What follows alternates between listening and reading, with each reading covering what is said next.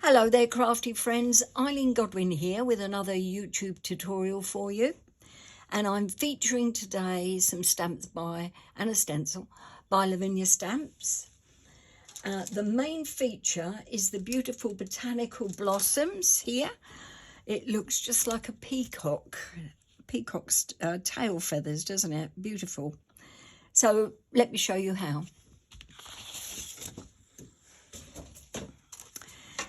I started off with an A4 sheet of ivory cardstock from Paper Mill Direct.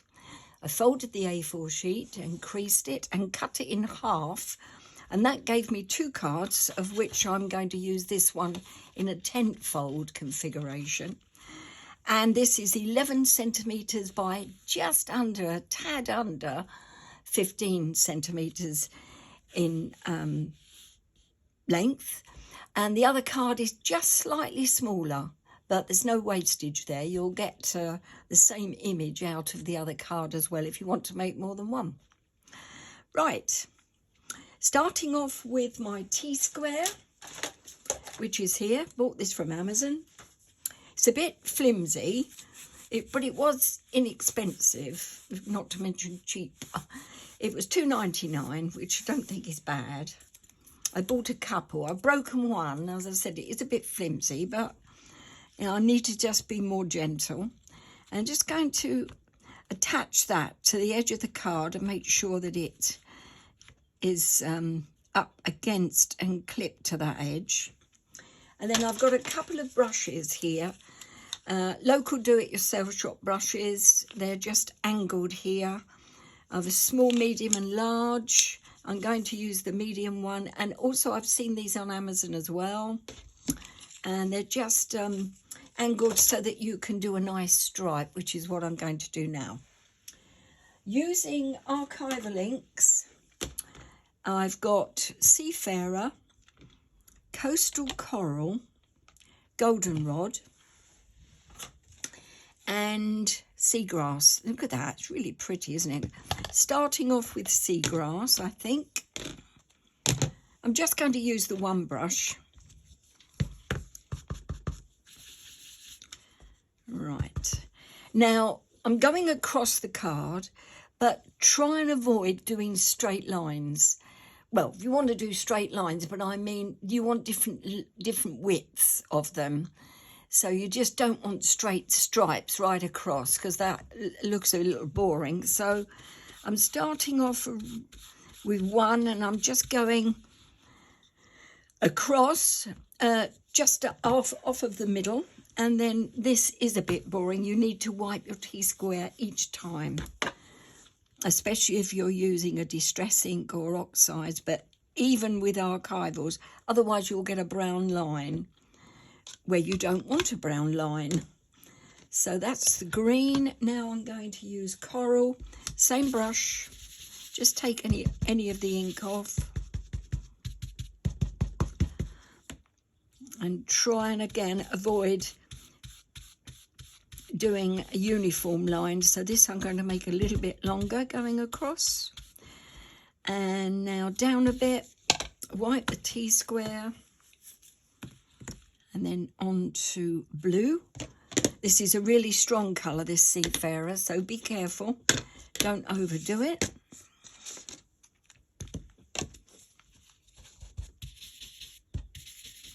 Love this blue. Okay. And again, lay lightly, loose wrist, so I'm not pressing the brush too hard. Just kissing this card now, so there's not too much pressure. And then going back to well, I haven't used goldenrod, so I don't know what I mean by going back to it. Now we're using goldenrod, okay?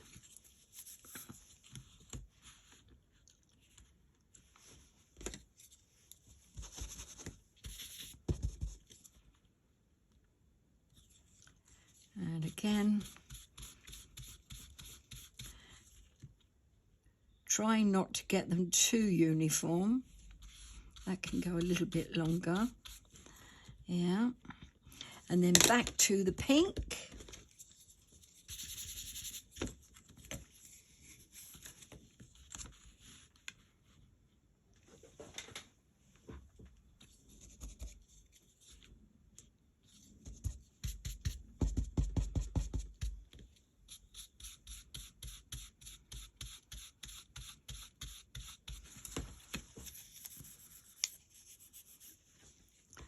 And then we'll have some more blue.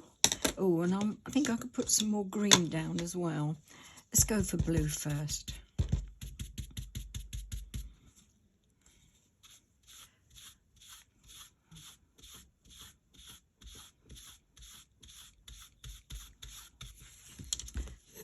Like that. And then the green again, I think.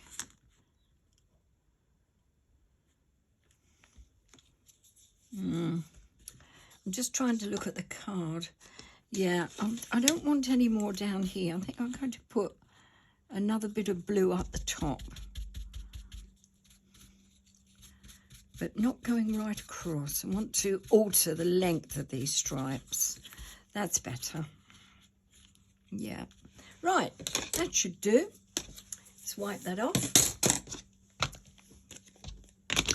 Of course, you can put on as many stripes as you like.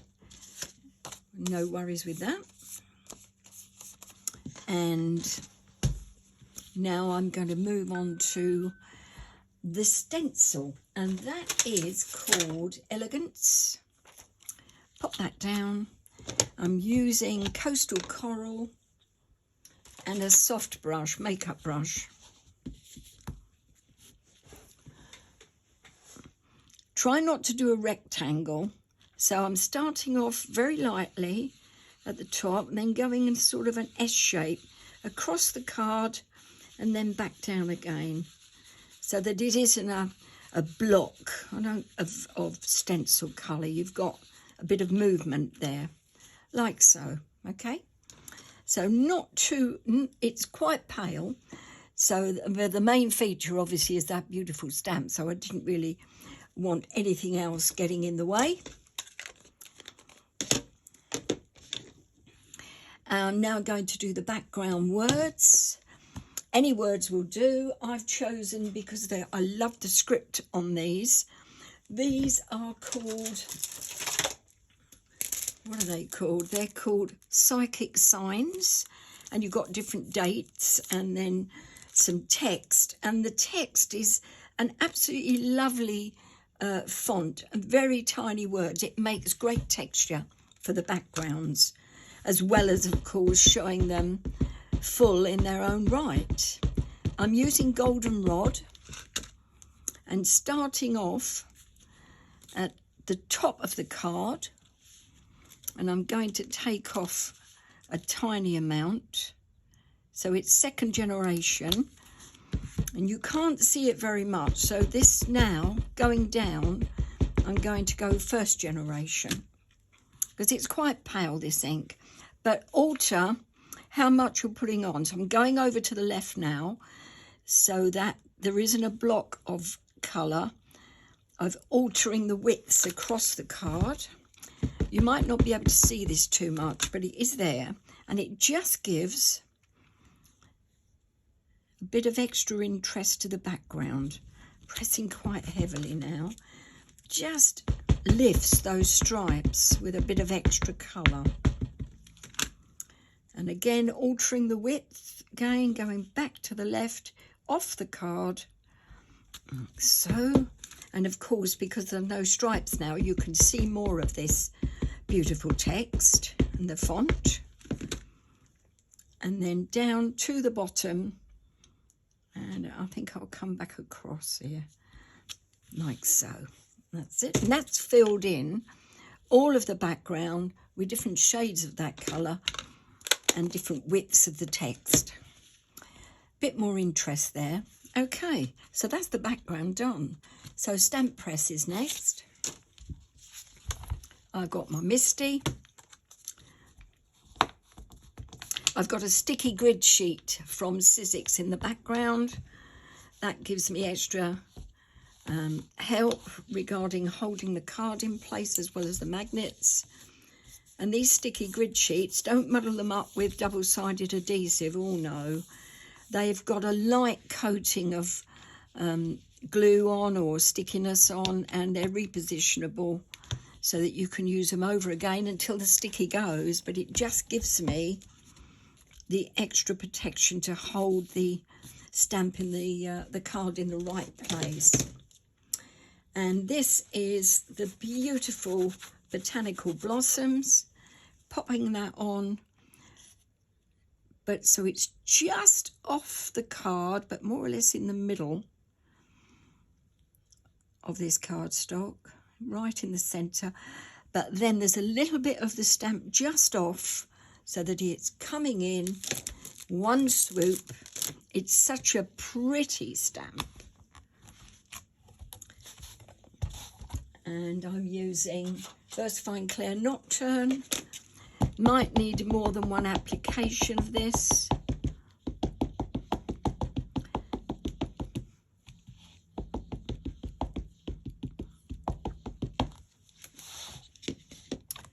And I have a Speedball Baron. I use this for my gel press work. Use any pressure tool that you have.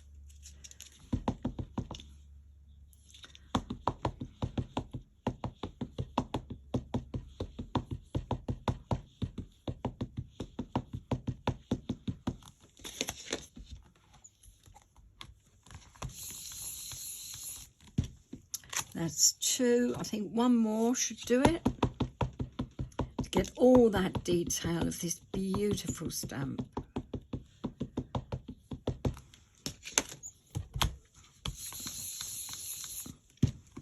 Let's have a look. Still do with one more in the centre here. It's not quite as black as I would like it to be.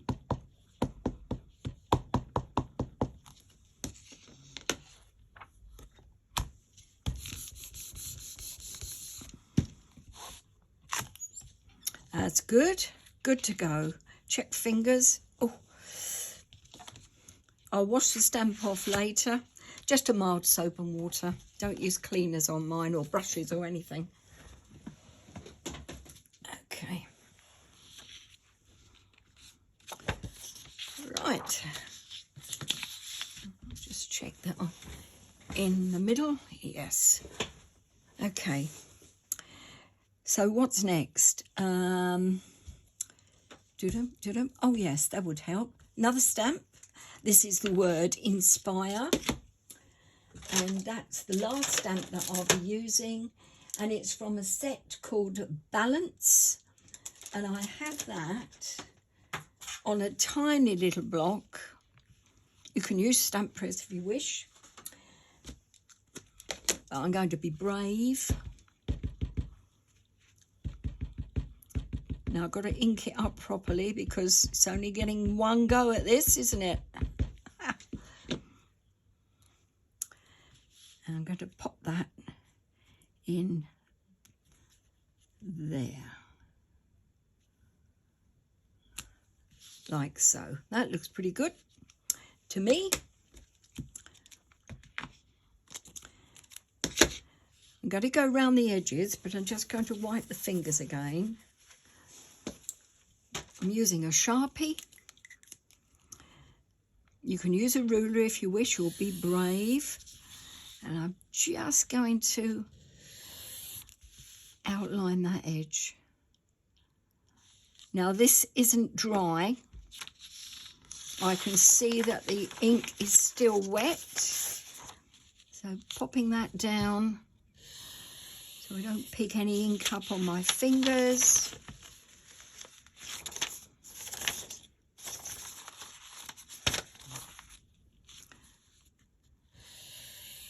Done. Just gives it a nice finish, doesn't it? Of course it does. And then finally, last thing, I'm using Ranger's Enamel Accents. You can put a couple of beads on if you want to, or just leave it. And don't shake this if you use it. This is a dimensional faux enamel. And when it dries, it looks pretty good and it doesn't go yellow. Well, I've not noticed it going yellow on my cards, the beads that I do. And you mustn't shake it though, it gets bubbles and it doesn't like it. So I'm just going to start it off, holding in a vertical position and just squeeze down gently and lift. And then you should get beads like I've got there, or as I've got there. And then I'm going to give it 3. 1, 2, 3, like so. Now they've lost their shape, so it must be a bit warm in here because they're not bead shaped now. Oh, that's better. If you go over it after, you then get back to the bead shape. A little on the large size, but I'm quite happy with that. So bring that out. And my board. So there's the one that I've just finished. I think all the elements are on there. Bit of a mark on my original one. So we'll soon get that off. Using my eraser. That came from my fingers. Typical, isn't it? I see it as some sort of miracle that I haven't got finger marks on this one. So that's the one that I did a couple of days ago. This is the one that I've just completed for you. I hope that you have a go at that. If you do and put it on Facebook, please tag me. Oh, do us a favour. Can you subscribe if you haven't to my YouTube channel? Every little helps. And leave us a comment too. Be nice to talk to you. Thanks ever so much for looking. See you soon. Won't be long. I'll be back. Bye.